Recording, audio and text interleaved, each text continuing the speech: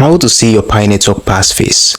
So if you've been looking for where you can actually find your passphrase on your Pi network and you haven't seen it yet, this video is actually going to guide you to see it easily.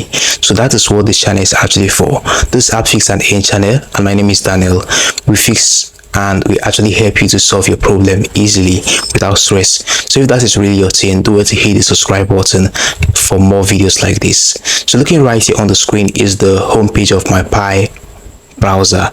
So if you don't have the Pi browser on your device, you can actually get it from your Play Store. Just simply go to your Play Store and search for Pi browser like this, and you're going to be able to see the Pi browser app. So mine actually requires updates. In your own case, they are going to ask you to install it. So you just need to go ahead and install it and open it if you don't have it on your device. So in order for you to see it right here on your Pi browser, you need to go ahead and click on wallet like this. Now clicking on wallet like this is where there is actually a little issue.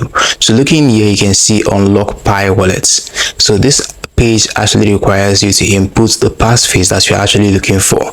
So how do you even go about seeing the passphrase when you can't input the passphrase right here?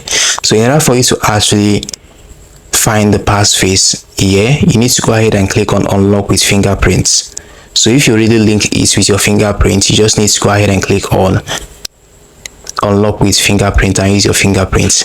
But if you don't have your fingerprints and you can't even remember your passphrase, then honestly you need to create a new wallet. So right here at the top right corner like this, you're going to see the option of passphrase. You can see where it says show my passphrase, show my private key, hide balance. So right here you're going to go ahead and click on show my passphrase like this, and you're going to be able to see your passphrase. So mind you, this passphrase should not be shared with anyone.